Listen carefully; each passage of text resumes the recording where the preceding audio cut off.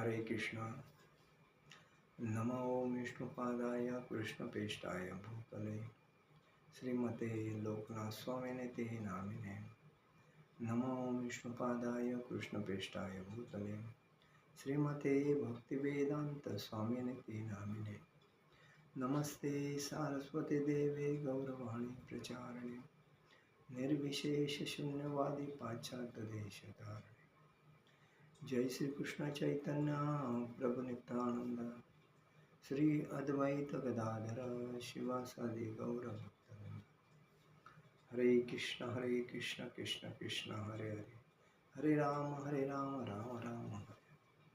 जगत गुरु श्रील प्रभुपाद महाराज की जय, परम पूज्य लोकनाथ स्वामी महाराज की जय, निताई गौर प्रेमानंदे हरि हरि बोल। ओम नमो भगवते वासुदेवाय, ओम नमो भगवते वासुदेवाय, ओम नमो भगवते वासुदेवाय। आज हम लोग श्रीमद् भागवतम के चौथे स्कंद पर चर्चा करेंगे। इस स्कंध में भगवान शिव जी और देह महाराज इनके ऊपर चर्चा है। दक्ष महाराज जो उनके ससुर थे। ससुर हमेशा जावई का आदर करता है, क्योंकि वो अपने लाडली जो पुत्री रहती है वो जावई के हवाले करती है और उसका ख्याल रखने के लिए, जैसा मैंने छोटे से बड़े करके उसको आपके हवाले कर रहा हूँ, इसी वजह से हर ससुर अपने जावई का आदर करता है। लेकिन यहाँ ऐसा नहीं है। यहाँ ऐसा है कि दक्ष महाराज अपने जावई शिवजी के ऊपर बहुत क्रोधिष्ट हुए हैं। क्यों क्रोधिष्ट हुए? क्योंकि भगवान के भक्ति में वो तल्लीन रहते हैं और तल्लीन रहने के वजह से भगवान उनका आदर बहुत करते हैं।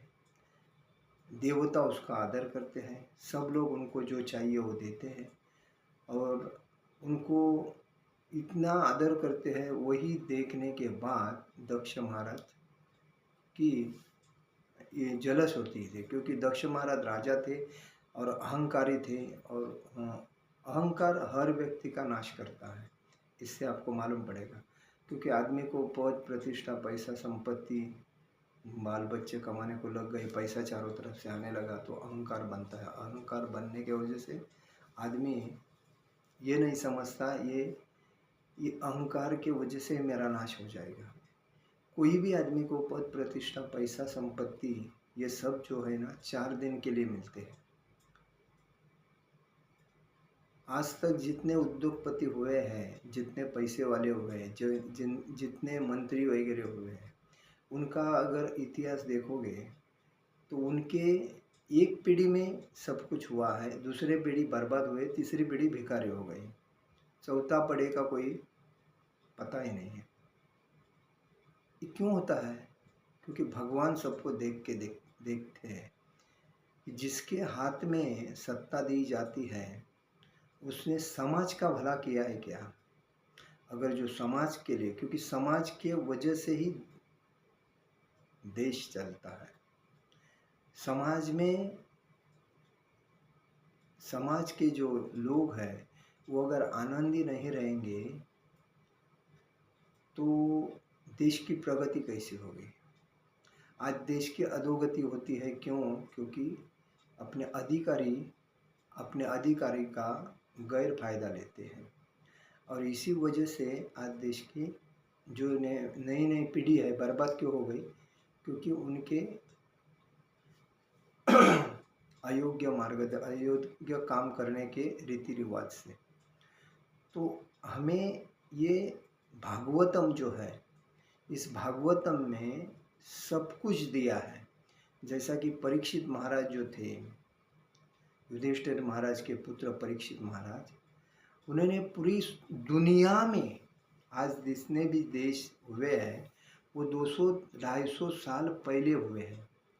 लेकिन 5,500 साल पहले जब भगवान श्री कृष्ण द्वापर युग छोड़ के चले गए और कलयुग स्टार्ट हुआ, उसी टाइम परीक्षित महाराज इस पूरे ब्रह्मांड में राज करते थे।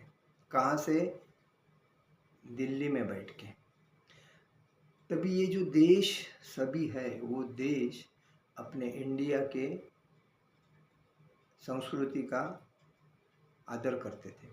उसके बाद में ये सब देश तैयार हुए हैं। उसके पहले भगवान जब थे तभी कोई देश नहीं था। भारत के ऊपर से ही पूरे देश के ऊपर राज्य चलता था।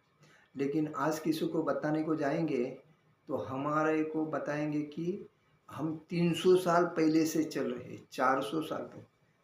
अभी कहानी ऐसी है कि ये जो मुसलमान जो धर्म है ये कुछ 600 साल पहले से चालू हुआ है। 1400 साल पहले मुसलमान का जो समाज है वो 1400 साल पहले। क्रिश्चियन का समाज है वो 2000 साल। और ये जैन समाज है और बौद्ध समाज है, ये 16 और 18 साल के इसमें हुआ। 18,000 साल, 2000 साल, 1400 साल, 1600 साल, ऐसे ही ये धर्म स्थापित हुए।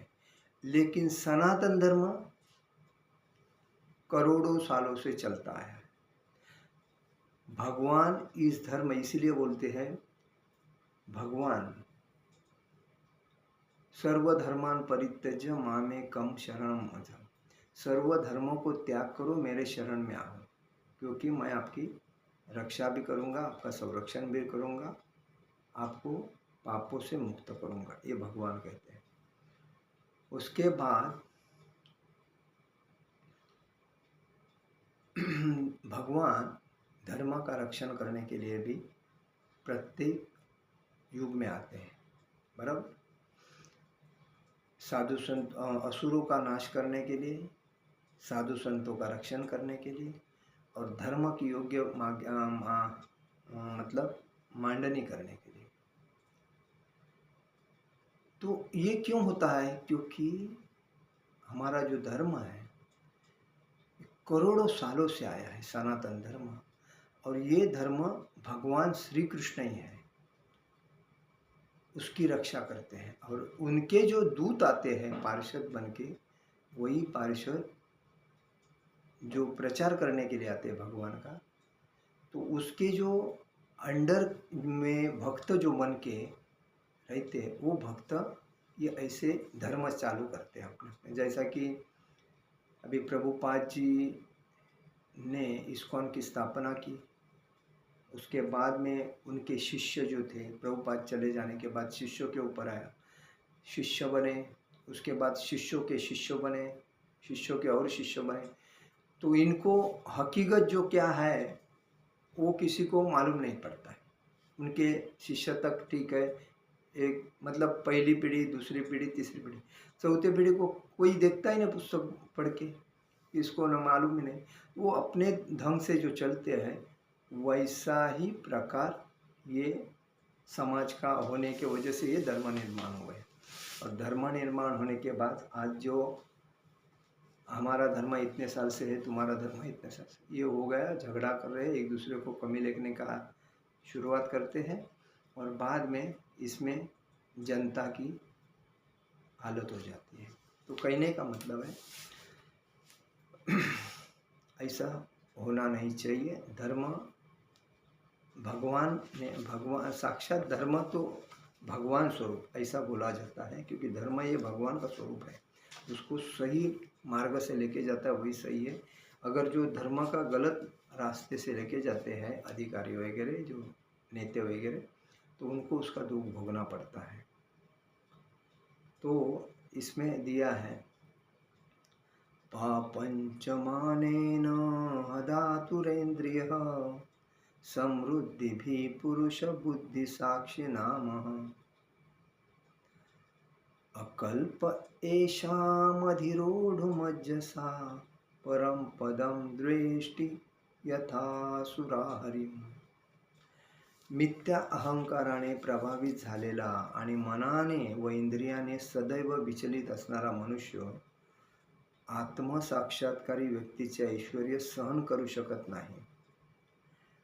आत्मसाक्षात्काराच्या स्तराप्रत उन्नत होण्यास असमर्थ असल्यामुळे तो अशा व्यक्तींचा तितकाच मत्सर करतो आणि जितका असुर पूर्ण पुरुषोत्तम भगवंताचा मत्सर करतात आणि जितका असुर पूर्ण पुरुषोत्तम भगवंतांचा मत्सर करतात. इथे काय लिहिलेलं आहे, जो अहंकारी व्यक्ती होत असतो तो मनाने आणि इंद्रियाने विचलित असतो. तो कधीही मनुष्य आत्मसाक्षात्काराची जी व्यक्ती ऐश्वर्यवान असते ती त्याला पाहवत नसतं, त्याला सहन करू शकत नाही. तर आत्मसाक्षात्कार कधी होतो, जेव्हा भगवंताच्या भक्तीमध्ये जो व्यक्ती तल्लीन होतो त्याला बाकी कोणतीही गोष्टीची अपेक्षा नसते आणि तो साक्षात्काराच्या स्तराप्रत उन्नत होण्यास समर्थ असल्यामुळे अशा व्यक्तीचा तो जो आपण नाही त्या लेवलला जाऊ शकत म्हणून तो त्याचा तिरस्कार करतो. तात्पर्यामध्ये भगवान शंकर व ते दक्ष यामध्ये वैराचे खरे कारण स्पष्ट केले आहे. खरं कारण हे आहे, दक्ष आत्मसाक्षात्कारी होऊ शकत नव्हता आणि भगवान शिवजी आत्मसाक्षात्कारी थे, कारण ते कंटिन्यू भगवंताच्या भक्तीमध्ये तल्लीन असायचे आणि म्हणून तो दक्ष भगवान शंकराचा मत्सर करायचा, जळफळ बोलतात ना, ईर्ष्या करणे. भगवंताचा गुणावतार म्हणून असणारे भगवान शिवाचे उच्च स्थान आहे आणि ते परमात्म्याशी प्रत्यक्ष संपर्कात असल्यामुळे त्यांना दिला जाणारा आदर व दक्षापेक्षाही श्रेष्ठ आसन, यामुळे दक्ष त्यांचा मत्सर करीत होता. बघा, कारण भगवान शिवजी गुणावतार, भगवंताचा गुणावतार बोलतात आणि भगवान शिवांचे स्थान उच्च आहे आणि परमात्म्याशी भगवान विष्णूंची त्यांचा प्रत्यक्ष संपर्क असल्यामुळे त्यांना जो मान दिला जात होता तो दक्ष राजापेक्षा उच्च होता, श्रेष्ठ होता, आसन जे श्रेष्ठ होते आणि त्यामुळे दक्ष त्यांचा मत्सर करीत होता. या व्यतिरिक्त इतरही अनेक कारणे होती. दक्ष भौतिक संपदेमुळे अहंकारी झाल्यामुळे तो शिवाची उच्च स्थिती सहन करू शकत नव्हता. भौतिक संपदेमुळे मतलब भौतिक संपत्ती ज्याच्याकडे असते तो भक्तांचा पण आज परिस्थिती कलियुगामध्ये अशीच आहे. भगवंताचे जे भक्त आहेत ते गरीब आहेत, त्यांच्याकडे पैसा नसतो, प्रॉपर्टी नसतो, पद नसतं, प्रतिष्ठा नसते, कोई सुंदर वगैरे अशा सगळ्या गोष्टी नसतात.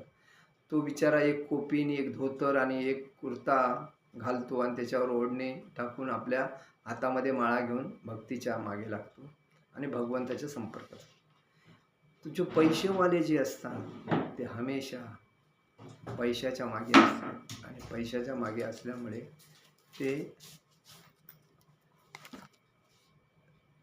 ते हमेशा भक्ताचा आदर करत नाही आणि म्हणून भक्त गरीब असल्यामुळे ते त्याला बोलतात की ते त्याच्यावर ईर्ष्या करतात. दक्ष भौतिक संपदेमुळे अहंकारी झाल्यावर तो दक्ष शिवाची उच्च स्थिती सहन करू शकला नाही. त्यामुळे त्याच्या उपस्थितीत शंकर आसनावरून उठून उभे न राहिल्यामुळे त्याचे क्रोधित होणे म्हणजे त्याच्या द्वेषाचा कळसच होता.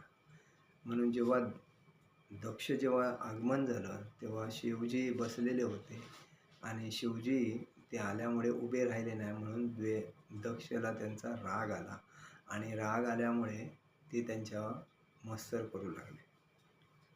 कारण शिवजी ध्यानमग्न होते भगवंताच्या भक्तीमध्ये, त्याने बघितलं नव्हतं कोण आलाय किंवा नाही, ते आपल्या भक्तीमध्ये होते.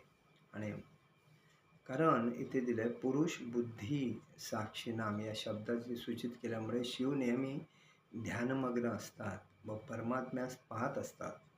परमात्म्याने भगवंतांना पाहत असतात. ज्या व्यक्तीची बुद्धी पूर्ण पुरुषोत्तम भगवंताचे ध्यान करण्यास नेहमी निमग्न असते, तिची स्थिती अतिशय उच्च असते आणि तिचे कोणताही मनुष्य, विशेषतः सामान्य मनुष्य, अनुकरण करू शकत नाही.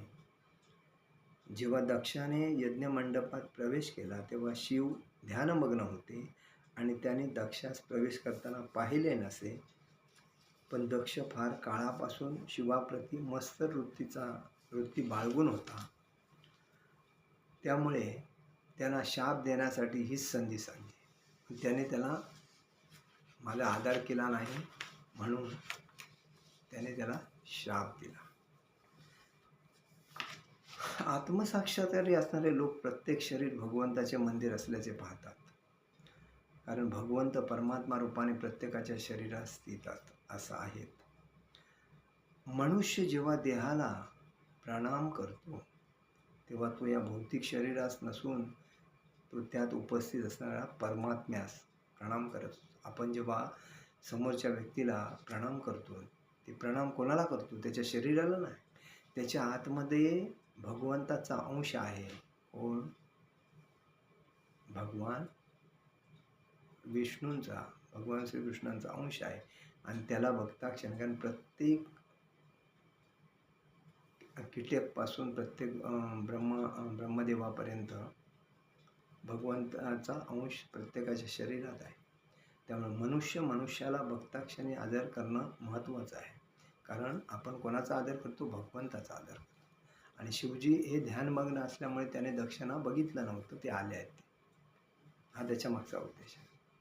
आणि आजकाल लोक एक दुसऱ्याला आदर द्यायला बघत नाही. ज्याच्यापासून फायदा आहे त्याचा आदर केला जातो आणि ज्याच्यापासून फायदा नाही त्याचा आदर केला जात नाही, त्याला तुच्छ मानलं जातं. हे आता कलियुगामध्ये जोरात चालू झालं आहे.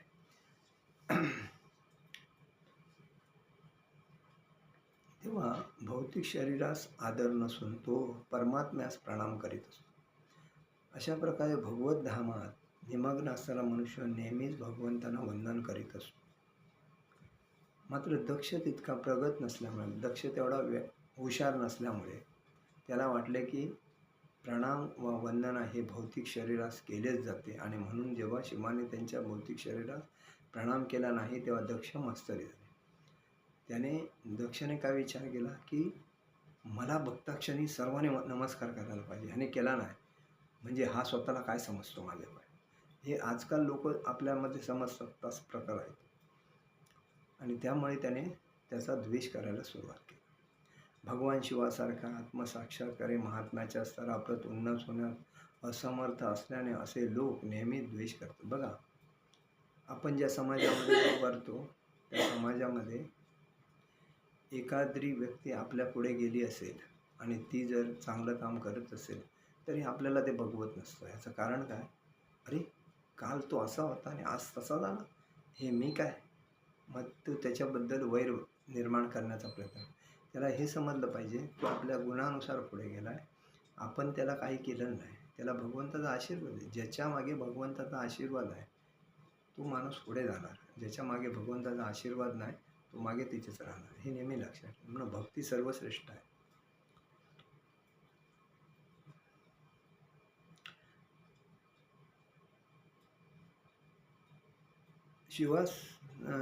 भगवान शिवांसारख्या आत्मसाक्षात्कारी महात्म्यांच्या स्तराप्रत उन्नत होण्यास असमर्थ असल्याने असे लोक द्वेषी असतात. उदाहरणही समर्पक आहे. असुर किंवा नास्तिक नेहमीच भगवंताचा द्वेष करतात. त्यांना केवळ भगवंतांना ठार मारायचे असते, ठार करायचे असते. अगदी सध्याच्या युगातही भगवद्गीतेत भाष्य करणारे श्रीकृष्णांचे द्वेषी तथाकथित विद्वान आपण पाहतो. जेव्हा श्रीकृष्ण म्हणतात मन मना भवमद भक्तो मद्याजीमा मदत कर, सदैव माझे चिंतन कर, माझा भक्त बन, मला शरण ये, सर्व दुःखातून तुला मी मन मत भक्तो मद्दा जीवा मदत. तो सदैव माझे चिंतन कर, माझा भक्त हो, मला शरण ये, मला नमस्कार कर. तेव्हा हे तथाकथित विद्वान भाष्य करतात की आपल्याला काही श्रीकृष्णांना शरण जायचे नाही, हा द्वेष आहे. आज श्रीमंत लोक भगवान श्रीकृष्णांची भक्ती कुठे करतात? ज्याच्याकडे पैसा असतो तो भगवान श्रीकृष्णांची भक्ती नाही, शिवजींची भक्ती करतो, कारण शिवजी ताबडतोब प्रसन्न होतात. ब्रह्मदेवाची भक्ती करतो, कारण ब्रह्मदेव ताबडतोब प्रसन्न. शेवटी भगवान श्रीकृष्ण भक्ताची परीक्षा घेतात. जो परीक्षेमध्ये पास होतो तो त्यांचा भक्त होतो आणि नंतर लक्ष्मीनारायण त्यांच्या घरात नांदतात. पण पहिले शिवजी काय प्रसन्न होतात ताबडतोब माणसाला, आणि ज्यावेळी अंगात अशी येतात तेव्हा कोणाकडे जातात? विष्णूकडे जातात, कृष्णाकडे जातात, मला वाचव रे बाबा. तर आपल्याला काही श्रीकृष्णांना शरण जावायचे नाही असे ते बोलतात, कारण हा द्वेष असतो. असुर आणि नास्तिक अकारणच भगवंताचा द्वेष करतात. आणि आज जे समाजामध्ये जे असुर लोक आहेत हे नेहमी भक्तांना त्रास देत असतात. भक्तांबद्दल विचित्रता, नको नको त्या गोष्टी पसरवत असतात. का? तर हा द्वेष असतो. तर आपण कधीही कोणाचा द्वेष करायचा, म्हणून बोलले आहे की माया, मोह, लोभ, क्रोध, ईर्ष्या, संशय हे जे आपल्या अंगामध्ये जे राक्षस आहेत, हे कधीच ह्याला राक्षसांना उत्तेजन द्यायचं नसतं, आणि ह्याच्यामुळे आपण आगे जाऊ शकत, पुढे जात नाही, आपण जाग्यावर राहतो. आपल्याला जर पुढे जायचं असेल तर ह्या राक्षसांना बंद करायचं आणि मनाला आपला मित्र बनवायचा, आणि मित्र म्हणून जायचं, कारण मित्र आपला शत्रू पण आहे आणि मित्र पण आहे. आणि शत्रू जेवढा मनाचा ऐकून आपण पुढे करतो ना, ते आपल्याला त्रास देतं, आणि जेवढं आपला मित्र बनून त्याच्याशी चालतो ते आपल्याला योग्य मार्गाने नेतं. आत्मसाक्षात्काराच्या अत्युच्च स्तरावर जाण्यास असमर्थ असणारे मूर्ख लोक आत्मसाक्षात्कारी पुरुषाचा आदर करण्याऐवजी अकारण त्यांना सदैव मत्सर करतात. म्हणजे आत्मसाक्षात्कारी होऊ शकत नाही तेच लोक हमेशा आत्मसाक्षात म्हणजे एकनिष्ठ भक्ताला किंवा भक्तीमध्ये तल्लीन असणाऱ्या व्यक्तीला त्रास देतात. म्हणून समाजात कधी पण आपण भक्त आहे त्याचा आदर करायला पाहिजे आणि भक्ताला सहकार्य करायला पाहिजे, आणि आपण पण त्याचे गुण आत्मसात करून भक्तीमध्ये यायला पाहिजे. हरे कृष्णा कृष्ण कृष्ण हरे हरे, हरे राम राम राम हरे हरे. जगद्गुरु श्रील प्रभुपाद महाराज की जय. परमपूज्य लोकनाथ स्वामी महाराज की जय. निताई गौर प्रेमानंदे. हरि हरि बोल.